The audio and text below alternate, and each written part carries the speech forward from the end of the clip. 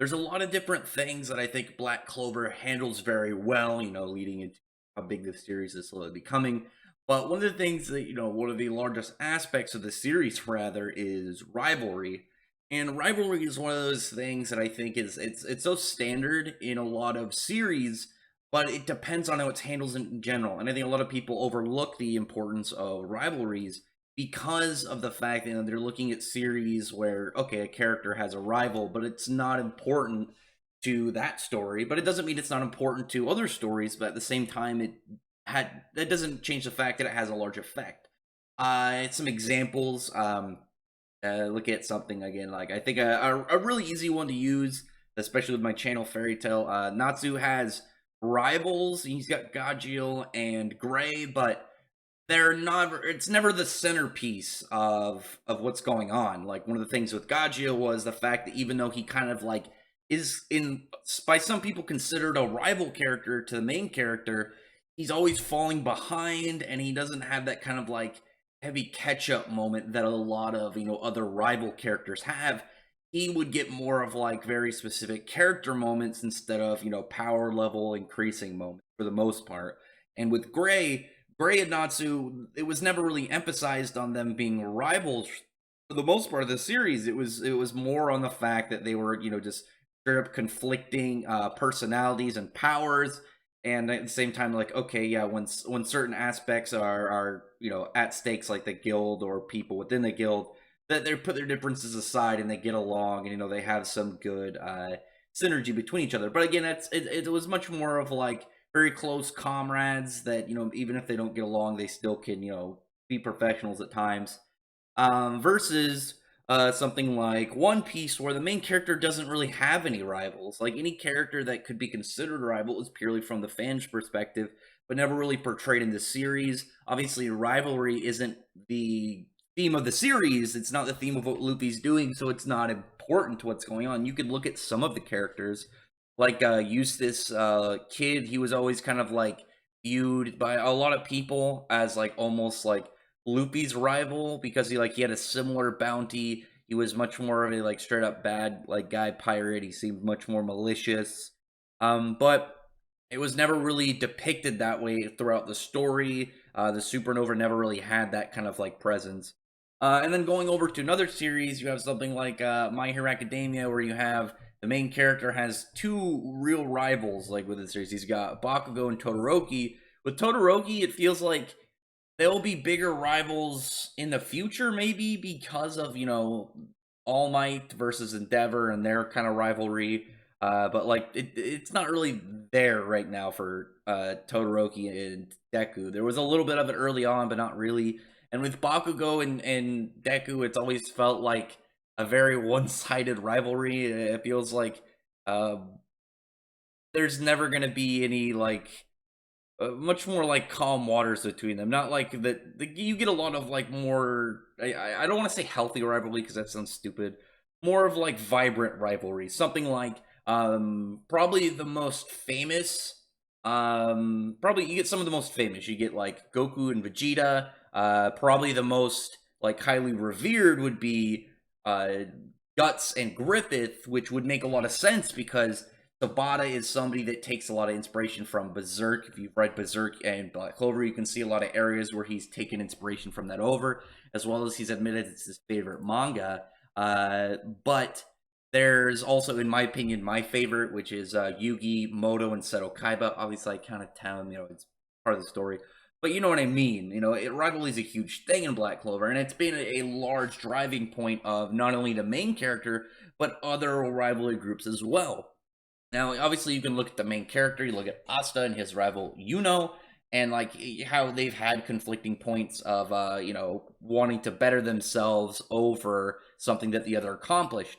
I think a really good one to look at that is developing Spirit Dive, because that wasn't in the same scenario. You a lot of the time the main character is like sees their more gifted rival, and they want to like overcome them, and they figure out something to make a combo of. Similar to Naruto when he saw Sasuke do the Lion's Barrage in the Chunin exams, so he developed the Uzumaki Barrage. Whereas you have Asta, who's got the black form, the anti-magic form, And ended up like seeing that and thinking like how could he get a buff similar, a powered up state of his own kind of thing. And that's when he developed Spirit Dive with Bell. And that's, I think, a much more interesting kind of like example than looking at all of Asta's stuff, because like there's a lot of cases where the main character says like, oh wow, seeing something amazing of their gifted rival, but there's not nearly as many times as the gifted rival seeing something that the main character accomplished and saying, I need to use that as a base and work from that and try and overcome that. And that's what he was able to keep up with him and able to do, which I really like, because it showed with because one of the things that like a lot of the rivalries are, it feels like I said very one-sided. Like Naruto versus Sasuke, for a long time it was very one-sided. It was very much Sasuke was way better, Naruto was trying to catch up, and then they were about equal, and then Naruto kind of passed up Sasuke, and that's leading up to Sasuke switching sides, and then he was way ahead for Naruto, and then Naruto was way ahead of Sasuke. Whereas with Asta, it's been very neck and neck, and just seeing like that moment of him like, he's above me now, I have to catch up. And then it wasn't like I'm gonna do bad stuff in order to catch up, I gotta catch up whatever it means. It's I'm gonna use something from him that he devised and try and figure out a way that I can catch up using that, which again made Spirit Dive. But also you look at certain things like other rivalries in the series like Luck and Magna, and I think that one's a very important one because it's similar to Asta and but it doesn't have the main like character spotlight on it. You have Magna, who is this peasant, he comes from a very low class village. He doesn't have a lot of mana, and then you have Luck, Luck was what, a commoner that was beating nobles, and he's very gifted. He's very talented. Like he was actually like, what was it? He would have been picked by every single Magic Knight order if it wasn't for his weird personality. And you have their back and forths, and so you have like, okay, you have Asta and but they're the main character and the main character's rival. There's always going to be like a certain special trait they get because they're the spotlight of the series. Whereas Magna and Luck, you're getting it way on the back burner. You're getting it much more in like chunks, anytime that they're either in the same arc or one of them is in an arc and they return with progress, and their other are able to look at that in order to be like, how can I match that? How can I progress?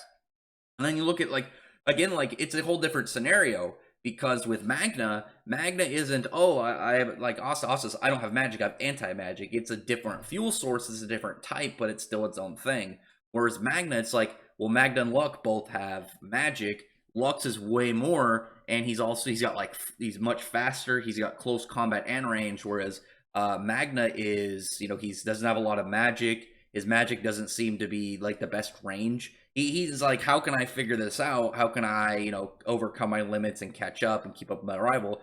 He, on the other hand, was able to do it by doing strategy, having his variety of fireballs. He's got his normal fireballs, his detonating fireballs, his invisible fireballs.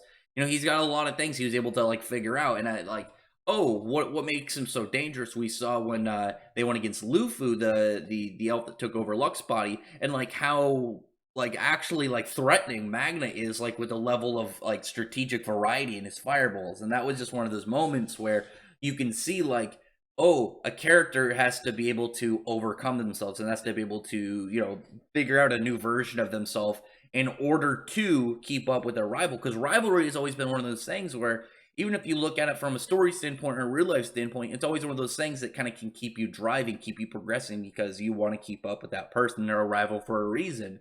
They're in that position because the competition between you and said person, there's something between their personalities or backstories that create this kind of like duo of of conflicting characters. Obviously with Magna's personality and Luck's personality kind of made that in a very strange way for them, and that was able to kind of create their scenario. But then we also get things such as Fuego Leon and Nozzle, or Nozel, whichever you prefer. I'm gonna go with I've been calling him Nozzle for 4 years. I can't stop.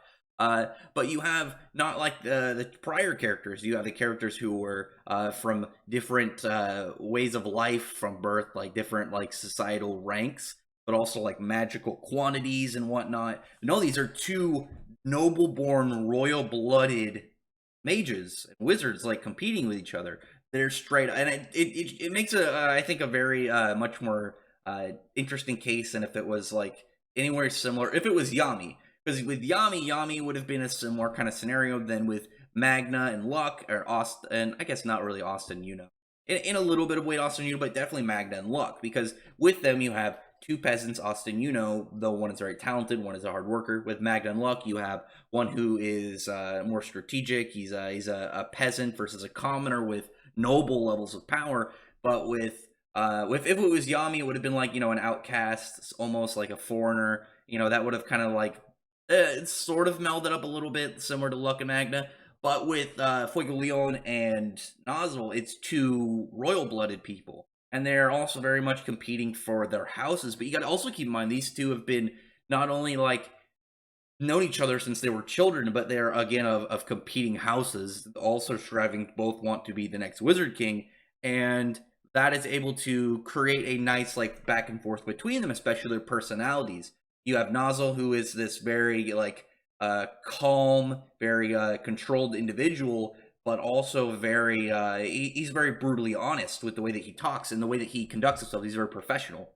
We got a lot of that depicted throughout the story, when it was always kind of like he's actually a bad guy, almost not in like evil, but in like an asshole, like the way he treated Noelle, Asta, but it ended up turning out it's rather he treats people like in the Magic Knights that he sees as hindrance to the Magic Knights because of the fact that he's very professional.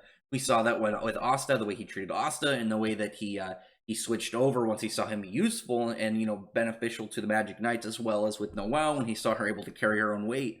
But with you saw the point where Frigo Leon lost his arm, and all of or not all of, I guess, really just members of the Magic Knights were like, arrived on the scene, and you had Solid, who was, talking shit about Fuego Leon losing, getting his arm torn off.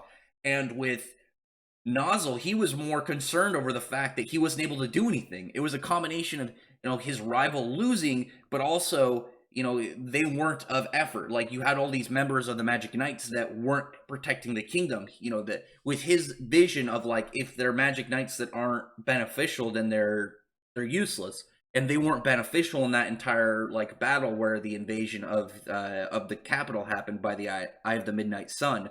And so that kind of created like this double like set problem for Nozzle, like both on himself but on his rival. And then Fuego Leon, who is like seemingly very like stoic, but very fiery when it comes to like conveying like conversations to others. We saw like the way that he talks to like Noelle, and he told her about like staying weak is worse than just being weak, or something along those lines. But you get this kind of like back and forth between these two characters, even though we haven't got a lot of it. We've seen enough to really know like that it's a driving aspect to their character. But it also shows that rivalry isn't just gonna be kids going towards their set goals. It's gonna be going their whole life.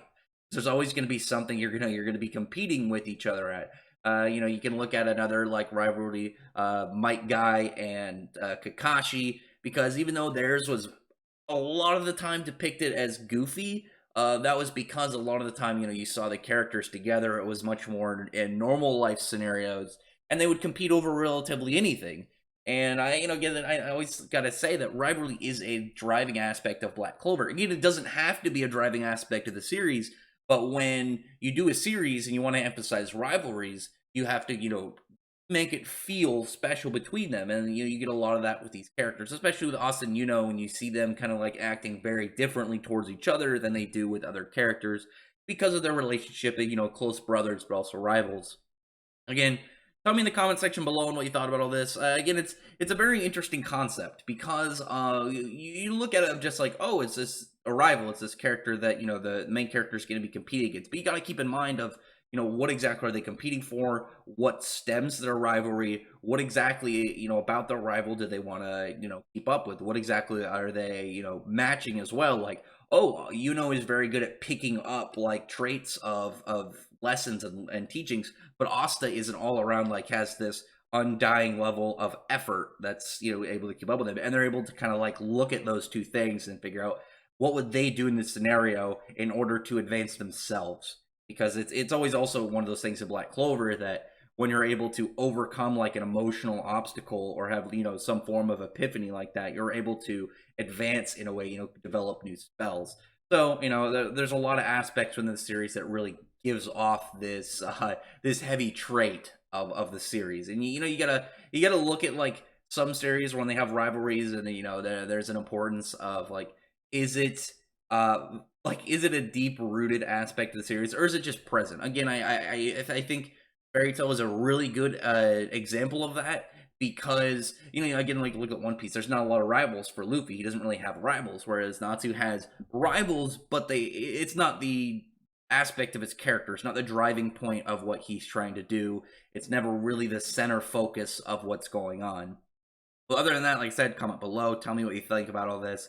And I really appreciate it if you would thumbs up the video, befriend the like button and subscribe button, and check out my other videos. But other than that, I appreciate everyone who's already subscribed, and I thank you all for listening. Bye.